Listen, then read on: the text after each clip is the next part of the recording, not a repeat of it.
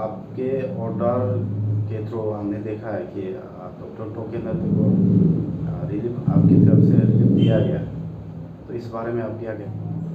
Actually ये सब मुद्दा में मुझे बात करने में बिल्कुल अच्छा भी नहीं लगता। फिर भी आप लोग यहाँ पे जानकारी के लिए आया है तो मोस्ट वेलकम। तो ये transfer posting specially related to doctor token के बारे में मैं ये बात जुलाई का सेकेंड वीक में मैंने सुना था डॉक्टर टोकन का जनरल हॉस्पिटल आलो से ट्रांसफ़र हो गया, लेकिन उसके बाद ना मेरे पास में कागज़ आया है ना उसके बाद में कुछ इंफॉर्मेशन आया। तो मैंने सोचा कि शायद अंदर में कैंसिल हो गया होगा, लेकिन परसों दिन यानी 28 सितंबर को डीएमओ ऑफिस से एक लेटर आया है कि डॉक्टर टोकन को जनरल हॉस्पिटल आलो से रिलीव कर दो। तो based on that later on 29 September doctor token को जनरल हॉस्पिटल आलो से रिलीव किया है। इसमें आप लोग को भी और आपका व्यूअर्स को भी मैं क्लियरिफाई करना चाहता हूँ। हमारा यहाँ से केवल रिलीव किया गया है based on the letter from the DM office. यहाँ से उसके बाद में डिस्ट्रिक्ट से रिलीज़ करना नहीं करना वो उसके बारे में मुझे मालूम नहीं है, और वो डीएम ऑफिस से होंगे। तो मैं इसका रिलीज़ और रिलीव के बारे में इतना ही आपको अभी बता सकता हूँ। सर, वो भी उस दिन कहा था और आप भी थे, ट्रांसफ़र पोस्टिंग को लेकर डॉक्टर टोकन को अलाउ का पब्लिक जो है इसे स्टे ऑर्डर लेना चाहते हैं जनता। तो डीएमओ ने उस समय भी कहा था कि जब तक वो हायर अथॉरिटी से कैंसल ऑर्डर नहीं लेते वो ट्रांसफ़र रिलीज़ नहीं करेंगे। तो इसका बारे में क्या कहना? अभी क्या वक्त ऐसा क्या ऑर्डर आया है कि कहाँ से आया है कि डॉक्टर टोकन को ट्रांसफ़र असम में रिलीव किया गया है? पहला बात तो डीएमओ ये बात कब कहा मुझे मालूम नहीं है, मैं मौजूद नहीं था। और ये जो है शायद डीएमओ सारी आपको आंसर दे पाएंगे। मैं किसी के ऑन बिहाफ में इसको मैं कुछ नहीं कह सकता। तो सर, सुना है कि आलो जनरल हॉस्पिटल में डॉक्टर का कमी है, लेकिन इस वक्त आलो में 3 गायनोलॉजिस्ट है। सुना है कि 5 गायनोलॉजिस्ट चाहिए, लेकिन 3 में से फिर एक डॉक्टर टोकन को ट्रांसफ़र किया गया। तो इसका बारे में आप क्या कहना है? हमारे हॉस्पिटल में सर्विस डिलीवरी कैसा होना है, एचआर पोजीशन कैसा होना है, इस तरह का हमारा एक गाइडलाइंस होता है जो हम लोग जो कहते हैं Indian public health standard guidelines. ये आप बाद में आपको दिखा दूँ। तो हम लोग इसको IPHS कहते हैं, Indian public health standard guidelines. तो ये जो है पॉपुलेशन के ऊपर में इसका काफ़ी क्राइटेरिया होता है। एरिया में कितना पॉपुलेशन है, कितना ये कैचमेंट एरिया है, इस तरह का सर्टेन क्राइटेरिया होता है। तो हमारा यहाँ पे as per the this one guidelines हमारा यहाँ पे 100 बेडेड हॉस्पिटल है। रिसेंटली मेरे पास कागज़ आया तो नहीं था, मैंने व्हाट्सएप में देखा है 100 बेडेड हॉस्पिटल है, लेकिन physically is not 100 bedded. So based on that हमारा यहाँ पे अर्लियर जो गाइडलाइंस हम लोग को इशू किया गया था उसमें नॉट 5 बट 2 गायनोकोलॉजिस्ट। तो ये गाइडलाइंस है but is not a rule, ये भी आपको मैं बताना चाहता हूँ। तो हमारा यहाँ पे 3 अभी गायनोकोलॉजिस्ट हैं, एंड देन बाकी डिपार्टमेंट में जैसे कि मेडिसिन हो गया, आपका ऑर्थो हो गया, एनेस्थेसियोलॉजी डिपार्टमेंट हो गया, इस तरह का डिपार्टमेंट जो है उसमें भी हमारा मैन पावर बहुत कम है। तो ये कभी कभी इस तरह का होता है कि जो मेडिकल का हॉस्पिटल का वर्किंग सिस्टम है, it is slightly different from the other department. तो हमारा यहाँ पे काम करने का तरीका दूसरा डिपार्टमेंट में से है, थोड़ा हट के है। तो उससे कभी कभी क्या हो जाता है कि पब्लिक और ये हॉस्पिटल एडमिनिस्ट्रेशन का बीच में एक गैप पैदा हो जाता है। जैसे आपने कहा कि यहाँ पे 5 गायनोकोलॉजिस्ट का ज़रूरत है बोल के, तो वो गैप जो है कभी कभी it creates confusion and chaos, confusion हो जाता है और उससे केओस होता है। तो इसलिए कभी कभी इस तरह का ये आज का इंटरव्यू को मैं एक अवेयरनेस के रूप में लेता हूँ।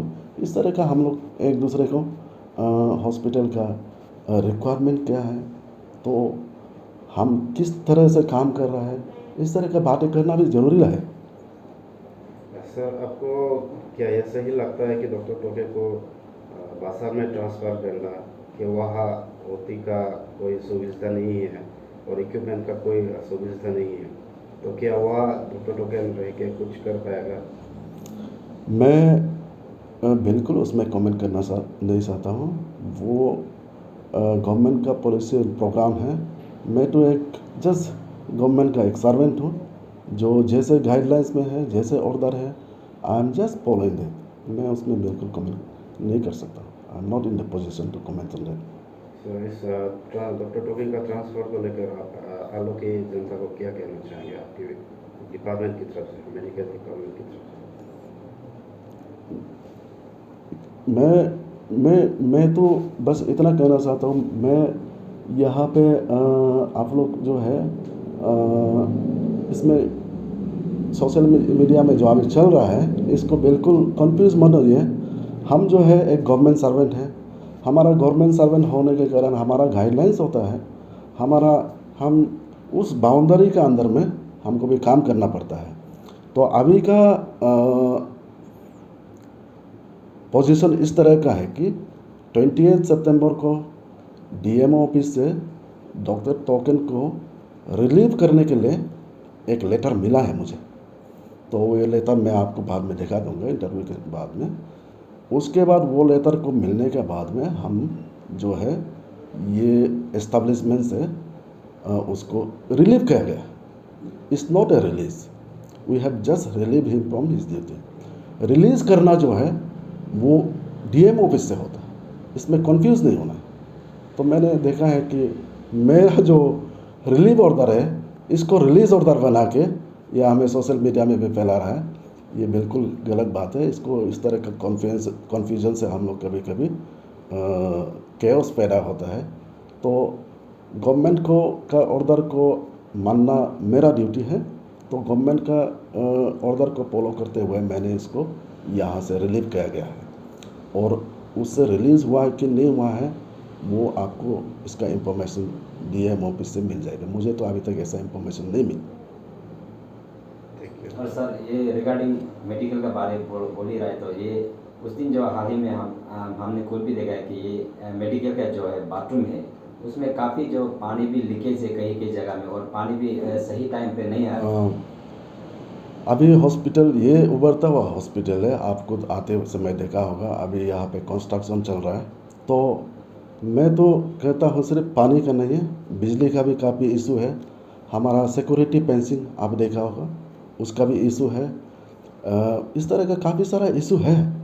तो अभी पानी का इस प्रकार है कि अभी यहाँ पे कंस्ट्रक्शन चल रहा है, तो कंस्ट्रक्शन में भी उन लोग कभी कभी हमारा पानी को यूज़ करते हैं। हम लोग सुबह को पानी आती है, उसको एक टैंक में स्टोर करते हैं। तो वही सेम टैंक से हम लोग का जो ये बिल्डिंग कंस्ट्रक्शन चल रहा है उसमें भी यूज़ कर रहा है। तो कभी कभी पानी का कमी हो जाता है। उस दौरान कभी कभी हमारा वो टैंक से मैं भी ये भी बताना चाहता हूँ, वो टैंक से हमें ऊपर सिंटेक्स में ले जाना पड़ता है। तो आपको आलोंग का ये एरिया का पावर का इलेक्ट्रिसिटी सप्लाई के बारे में आपको बिल्कुल मालूम है। कभी कभी इराटिक हो जाता है, तो पानी होते हुए भी हम कभी कभी सिंटेक्स में लेके नहीं आ पाता है। और कभी कभी ये हमारा पब्लिक भी पानी को सही ढंग से यूज़ नहीं करता है, कभी कभी उन लोग पाइप खोल के चला जाता है। तो इस दौरान में हमारा एक कभी कभी जो आपने कहा है कि पानी का कमियां होता है, तो definitely and we are working on that. उसके लिए साफ़ सफाई के लिए हमें हॉस्पिटल के ओर से हम लोग का हाउस कीपिंग एक रिकॉर्ड होता है। जितना हमारा सैनिटरी का सफाई कर्मचारी है, तो उसका हम लोग एक हर डिपार्टमेंट में एक रजिस्टर होता है। तो सुबह को उसने फ्लोर साफ़ किया है कि नहीं किया, बाथरूम साफ़ किया है कि नहीं किया, इस तरह का हम लोग एक टिक मारता है। तो उसमें उस दौरान में हम लोग को कभी उसका परफॉर्मेंस में कुछ कमियां मिलता है, तो हम लोग तुरंत उसमें काम करता है। तो अभी ये गंदगी के बाद आप तो देख ही रहे होंगे, अभी यहाँ पे कंस्ट्रक्शन चल रहा है, तो लोगों का आना जाना भी जारी रहता है। उन लोग का हॉस्पिटल जितना भी साफ करने से भी कीचड़ लेके अंदर चला जाता है। ये एक कारण है, इसको हम लोग भी ये कर रहा है, और we are looking into it. And then public grievances के लिए हम लोग हर डिपार्टमेंट में, हर सेक्शन में सजेशन बॉक्स रखा है, और हमारा एक फीडबैक फॉर्म हॉस्पिटल का मेरे अस्पताल करके एक फीडबैक फॉर्म होता है। आपका साथ में डॉक्टर का कैसा बिहेवियर होता है, नर्स के साथ में कैसा होता है, आपको सर्विस अच्छी तरह दे रहा है कि नहीं दे रहा है, वो एक फीडबैक होता है। तो यहाँ पे हमारा I don't blame anyone, but in general practice में इस तरह का होता है कि ये फीडबैक में, ये सजेशन बॉक्स में हम लोग हर महीना खुलता है तो खाली रहता है, लेकिन सोशल मीडिया में तो पूरा फ्लडेड होता है कंप्लेंट्स। तो मेरा पब्लिक से भी अपील है कि ये हॉस्पिटल सभी का है, हम लोग को मिल के काम करना है। We are also not perfect, तो आप कुछ हमसे नहीं हो रहा है तो you are always welcome to suggest us, to guide us. मैं तो हमेशा सीनियर सिटीजन से भी यही कहता हूँ कि हम लोग जो डॉक्टर जो है, we are train to treat the patient. हम बीमार को ट्रीट करने के लिए हमको ट्रेन किया है, लेकिन एडमिनिस्ट्रेशन पार्ट में हमारा तरफ से भी कुछ कमियां भी होता होगा। तो आप लोग को भी मेरा रिक्वेस्ट है, आपका मीडिया से भी कुछ ऐसा है तो सजेशन बॉक्स में डाल दीजिएगा, आपका वो फीडबैक फॉर्म में भर के दीजिएगा, और एनी टाइम आप आके मिलिए, लेट अस वर्क टुगेदर। तो यही मैं कहना चाहता हूँ। और मैं आपका ये मतलब मैं ये अपॉर्चुनिटी को लेते हुए पब्लिक को भी थोड़ा सा अवेयरनेस देना चाहता हूँ कि देखिए,